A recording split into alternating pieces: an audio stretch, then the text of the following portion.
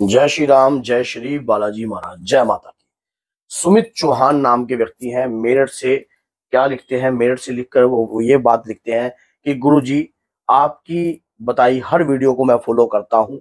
मुझे वीडियो बहुत अच्छी लगती है आपकी, लेकिन मैं चाहता हूं कि एक वीडियो इस प्रकार की बनाई जाए जिससे जब सबका कल्याण हो। उनका कहने का मतलब ये है कि पितरों पर लगने वाला बंधन, अगर पितृ पे कोई बंधन लगा है तो उस बंधन को किस प्रकार से खोला जाता है, किस प्रकार से हम जान सकते हैं कि हमारे पितरों के ऊपर जो है बंधन लगा पड़ा है और किस प्रकार से हम उसे खोल सकते हैं। क्योंकि हम अधिक पूजा पाठ के ज्ञान को तो जानते नहीं है, ना हमें ये पता कि ये बंधन लगता कैसे है, ना हमें ये पता ये खुलता कैसे है। तो गुरुजी, आप एक वीडियो डिटेल में इस प्रकार की बना दो जिससे सभी व्यक्तियों का कल्याण हो। क्योंकि कई जगह हम अधिकतर जगह गए हैं तो कई व्यक्ति बोलते देते हैं कि आपके पितरों के ऊपर बंधन है, आपके पितरों के ऊपर जो है रुकावट है। तो ये किस प्रकार से होता है, कैसे होता है और इसे किस प्रकार से हम खोल सकते हैं? स्वयं भी क्या हम खुद खोल सकते हैं या किसी से खुलवा सकते हैं? तो सुमित चौहान जी, आपका बहुत अच्छा क्वेश्चन है और मैं इसके ऊपर पूरी डिटेल में वीडियो बनाने जा रहा हूं। अगर वीडियो आपको अच्छी लगती है तो लाइक कीजिए, शेयर कीजिए और चैनल को सब्सक्राइब कीजिए और एंड तक बने रहना, तभी आपको पूर्ण रूप से पता लगेगा।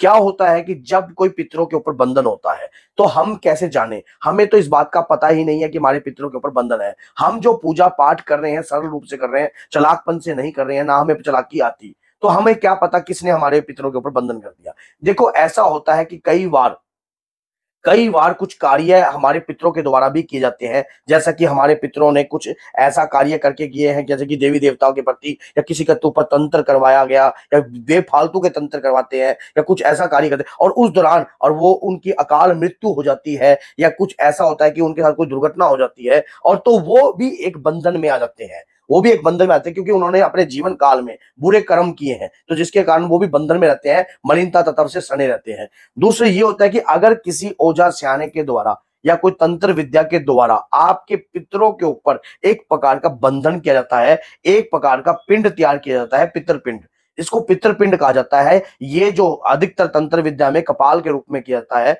और कपाल के स्टाइल में ही बनाकर उसकी आंखें उस प्रकार से बनाकर और ये जौ के आटे से तैयार कर कर सफेद वस्त्र की लीरें बनाकर उस दौरान जो है उसके व्यवस्था तैयार कर कर उस कुल के जिस भी व्यवहार के ऊपर ये बंधन करना होता है। मान लीजिए उसके पितर कोई हेल्प ना कर पाए, ना कोई देव पितर हेल्प कर पाए, ना उसके परिवार के ऊपर कोई शक्ति आ पाए जो उनकी देव पितरों के दौरान, या कोई खानदान के अंदर अगर कोई शक्ति है तो वो भी उनकी मदद ना कर पाए, तो उस दौरान क्या है, उस पिंड को तैयार कर कर कि कुल के सूर्य लोक के पितर भी, देव लोक के पितर भी जो है इनके परिवार की इनकी हेल्प ना करें, तो वो क्रिया कर कर जो है मानो बंधन किया कर दिया जाता है। अब उस परिवार पर हम पूजा याचना बहुत करते हैं, काफी जगह जा भी चुके हैं, काफी जगह दिखा भी चुके हैं, फिर हमें कुछ ऐसा महसूस नहीं होता है कि हमारे कार्य तो नहीं बन रहे हैं, लेकिन जहां जाते हैं यही बात सामने जरूर आती है कि पितृ बंधन में है, पितृ आपका साथ नहीं दे रहे हैं, पितृ मलिन है, पितरों के साथ ये दिक्कत हुई हुई है या आपके परिवार के ऊपर ये समस्या हुई पड़ी, मतलब ऐसा आता है। लेकिन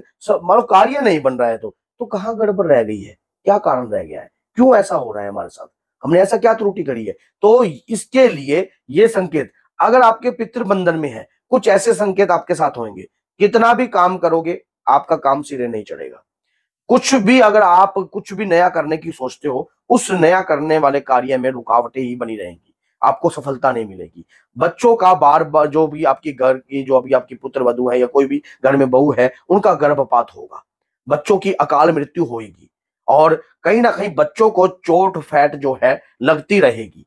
कोई कोई साइकिल से गिर गया, घर का किसी भी प्राणी जो है एक्सीडेंट से मानो उसको चोट लग गई, बार बार एक्सीडेंट होते होते बच गए, तो ये तंत्र के तहत जो है पितृ बंधन किया गया है, तो इससे क्या है, नुकसान होता है। और पितृ दोष के ऊपर तो मैंने वीडियो बना रखी है, वो बहुत सारी वीडियो है बनी हुई है। अब हमें इस बात का पता नहीं है तो हमने इससे राहत कैसे पानी है? ये कुछ संकेत मैंने आपको बताए हैं। कार्यों में रुकावट आनी है, शरीर के ऊपर भी प्रभाव बहुत पड़ता है, मान लो पितृ आपको नंग अवस्था में भी दिखते हैं और बंधन में दिखते हैं, ऐसा लगता है कि जैसे कि कोई सफेद कपड़ों में है और सलाखों के पास या कुछ झाड़ियों में कोई फंसा हुआ दिख रहा है आपको, या कुछ इस प्रकार से लग रहा है कि कोई आपके मानो जैसे कि कोई आपको बुला रहा है, ऐसे ऐसे स्वप्न आपको बार बार आते हैं, ऊंचाई से गिरते वक्त के स्वप्न आपको बार बार दिख रहे हैं, एक बार नहीं, एक आधी बार दिख जाता है कि नॉर्मल हो जाता है, लेकिन बार बार इस प्रकार के स्वप्न आपके साथ हो रहे हैं तो कोई आपसे बचाव की और पुकार कर रहा है कि जो है बंधन को हटवाइए। अब बंधन को हटाने के लिए ऐसा कौन सा काम किया जाए जिससे बंधन हट जाए? देखो, लगातार पूजा, अभी पितृपक्ष आ रहा है, जैसे कि आपको पता है पितृपक्ष आ रहा है, और पितृपक्ष में भी आप कार्य कर सकते हो। तो पितरों को जगाने के लिए, पितरों को बंधन से मुक्त करने के लिए आपको क्या कार्य करना है? चमेली के तेल का दीपक, नहीं चमेली, तिल के तेल का दीपक, तिल के तेल का दीपक तैयार करना है। तिल के तेल का दीपक, पीपल पर जाकर, पीपल पर जाकर तिल के तेल का दीपक और एक जनेऊ, पहले दिन जब भी आपका श्राद्ध पक्ष में भी आप कर सकते हो, वैसे रेगुलर अभी से भी स्टार्ट कर सकते हो, और श्राद्ध पक्ष की अमावस्या तक भी कार्य कर सकते हो। अभी से भी, जब से आप वीडियो देख रहे हो तब से भी आप स्टार्ट कर सकते हो। अब आपने वहां पर चौमुखा दीप का दान करना है। चौमुखा जो दीप होता है, अर्थ काम मोक्ष, समझ गए, सारे द्वारों को खोलता है। जो भी आपके पितर के ऊपर बंधन प्रक्रिया होगी, और वो जो कच्चा जो आपने सूत लिया है, वो कच्चा सूत जो है आपने पीपल पर बांधना है, पीपल पर बांधना है। लेकिन बांधना कैसे है? उल्टा, सीधा नहीं, उल्टा बांधना है, उल्टा, उल्टी उल्टी साइड घूमकर, उल्टे फेर लगाने 3। और ये कहना है कि अगर मेरे परिवार का, मेरे अपने घर के मुखिया का नाम लीजिए, इस गोत्र का अगर कोई भी बंधन हो तो आज बंधन से वो चीज मुक्त हो जाए। एक श्रीफल लेना है, नारियल, उसकी भेंट देनी है वहीं पर पीपल के पास, उसका जल जो है उस कच्चे सूत पर डालना है, और उसके बाद इस दीप का दान दे दीजिए। ये कार्य शुरुआत कर दी आपने। अब लगातार आपने ओम नमो भगवते वासुदेवाय नमः, इसका जाप भी आप कर सकते हो। इस माला का जाप, इस माला का जाप आप इस प्रकार की कोई भी एक माला ले सकते हो, इस प्रकार की माला ले सकते हो। कंटिन्यू ऑफिस में बैठे हो तो ऑफिस में बैठकर भी इस माला में, इसमें गौमुखी की आवश्यकता नहीं होती है। इस प्रकार की माला से ओम नमो भगवते वासुदेवाय नमः होते, इस प्रकार से भी आप जो है माला ले सकते हो। इस प्रकार की माला से भी आप जाप कर सकते हो। अब काम क्या करना है? अब आपने जैसे कि ये कार्य करना स्टार्ट कर दिया, आपने जिस दिन अमावस्या है, जिस दिन अमावस्या है उस दिन 7 लकड़ी जो है पीपल की लेनी है आपने। 7 लकड़ी पीपल की, 7 लकड़ी गुल्लर की, ये लकड़ियां लेकर, और 7 ही लकड़ी शमी की, अपने पूरे परिवार के ऊपर से 7 बार वार कर गाय का देसी घी से हवन प्रतिक्रिया कर देनी है। सफेद हवन के अंदर जो है मैं वीडियो बना दूंगा, वैसे सब मेरी वीडियो बनी भी हुई है शायद, पितृ हवन कैसे किए जाते हैं। तो सफेद तिल या थोड़े से अक्षत लेकर आपने हवन करना होता है, और गाय के देसी घी से आपने हवन करना है अपने पितरों के लिए। अपने पितरों के लिए कर रहे हो आप, जो करेगा वो पाएगा।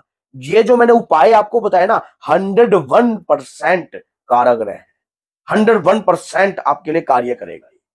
और ये नहीं है कि आपके लिए ये उपाय जो है आपको फलीभूत नहीं होगा। आप ये जब जिस भावना से करोगे, आपको इसका रिजल्ट उस दौरान ही महसूस होने लग जाएगा, उस दौरान, जिस दौरान आप करना स्टार्ट कर दोगे। तो अगर वीडियो अच्छी लगती है तो लाइक कीजिए, चैनल को सब्सक्राइब कीजिए, और अधिक से अधिक आपके लिए, जैसे सुमित चौहान जी ने इस प्रकार का मैसेज भेजकर वीडियो बनवाई है, तो मैं दिल से उनका धन्यवाद करता हूं। अगर आप भी चाहते हो कोई आपके लिए भी इस प्रकार की वीडियो बने और दो जन के कल्याण के लिए हो, तो आप कमेंट बॉक्स में लिख सकते हो कि गुरुजी इसके ऊपर एक वीडियो बनाई जाए तो कितना उचित रहेगा। तो बोलिए जय सीताराम, जय श्री बालाजी, जय माता दी।